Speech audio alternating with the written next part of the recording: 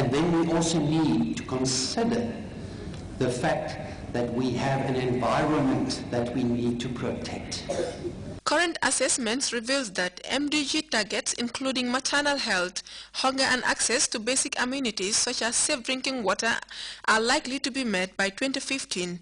However, the Gambia is also on track towards achieving MDG 3, which is to promote gender equality and empower women. This Women Advancement Forum is a platform that recognizes the necessity of women's empowerment for the actualization of the MDGs and brings women leaders, as you can see in this room, together from across the continent to discuss prevailing issues and suggest ways forward on them.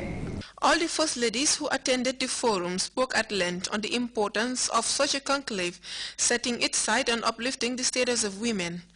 Madam Mariam Saleh, the First Lady of Senegal, clearly spelled out that the Senegalese government has created the enabling environment for women to partake in developmental agendas, and she herself has also initiated a foundation which has developed keen interest in the welfare of women and girls.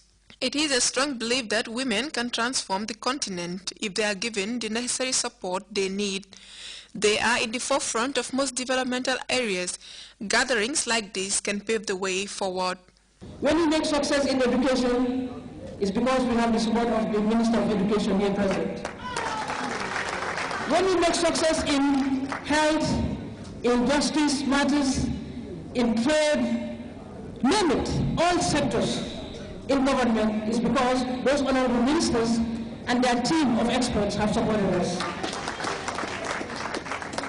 Of course, when we make success in development in general, we lead in agriculture as we are achieving Vision 2016, which is the vision of our president, or in the informal sector is thanks to the women of the Gambia. The Gambia government's strides towards the attainment of the MDGs are crucial.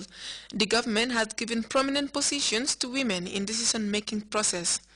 It is obvious that there are many challenges hindering the progress to the attainment of the MDG for women and girls. These challenges include, but are not limited to, the recent global economic and financial crisis and its impact on developing countries. One sure way to further advance the socio-economic situation of women and girls is to improve girls' education and also further winning the space for women to participate fully in our decision-making processes.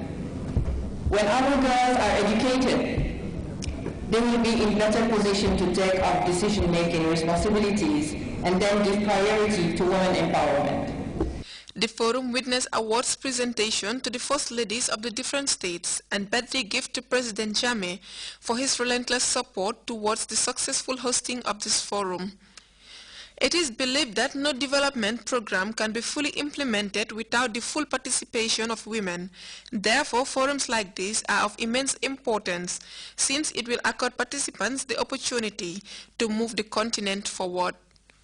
Uminjai, GRTS. Meanwhile, the Office of the Vice President and Minister of Women's Affairs, in collaboration with the National Coordinating Committee under the chief patronage of Her Excellency the First Lady, Madam Zainab Yahya Jammeh, is hosting an international conference as part of events marking the 2014 International Women's Day celebrations on the theme Pan-Africanism and African Renaissance in the context of gender and empowerment of women and youths, from Thursday 29 to Friday 30th May 2014 at the Paradise Suites Hotel. There will be a march past of the security services, institutions, women groups, voluntary organizations, as well as school children on Saturday 31st May 2014 at the SSP grounds in Birkama at 8 a.m. prompt. All are urged to attend and participate to make the program a success. The Birkama Area Council is in the process of developing a strategic roadmap which is set to help the Council embark on its set targets for the period 2014 to 2020. The validation of the strategic paper brought together local authorities, funding partners and Council members. Rohibite reports. under scrutiny for validation is aimed to serve as a guide for future development of the West Coast region.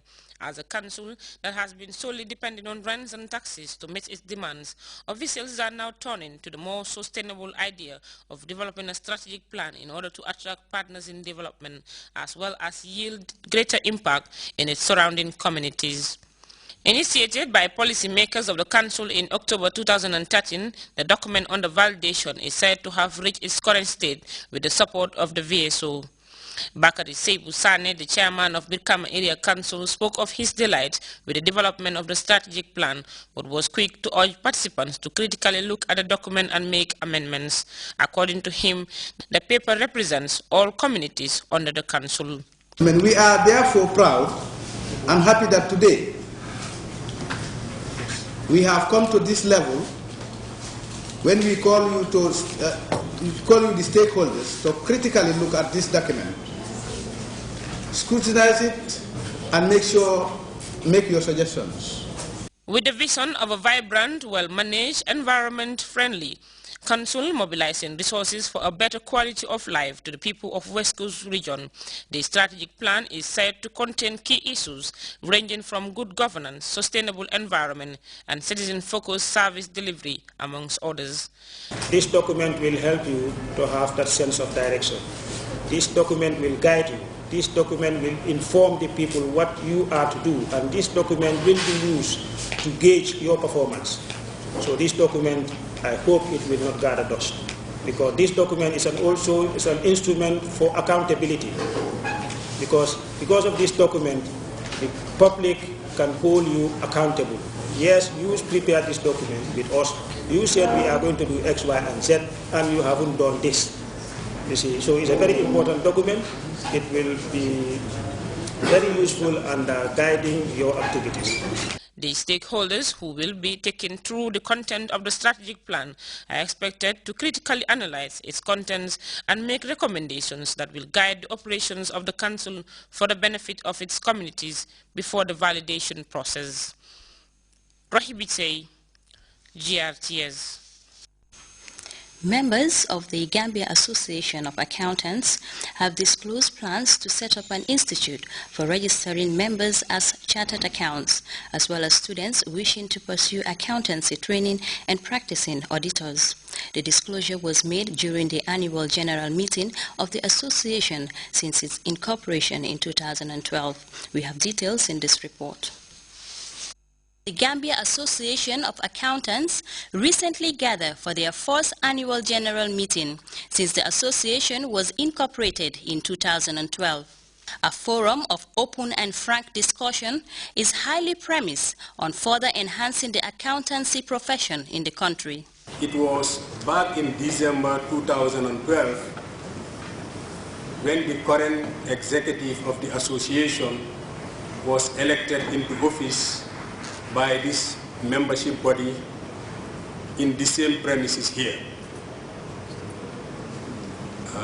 Since then, we have recorded some significant milestones in the development of the profession in the Gambia to ensure that as a professional body, we are ready and well positioned to take up our rightful role in the development of businesses and the wider socio-economic agenda in our country.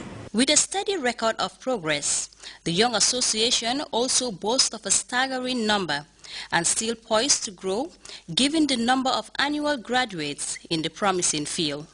While I am pleased to inform you that there has been an increase in the number of paying members of accountants over the past 4 years, currently standing at 114, you will agree that this number is way too low. Because I am quite sure amongst our midst, we are missing friends, colleagues who are qualified, but for one reason or the other have not really made the move to register with the association. At a sub-regional level, officials say the Young Association continues to make its presence felt through partnership with relevant institutions in delivering value for its people. The fourth phase of the development of a regional professional accountants examination body by AMWA.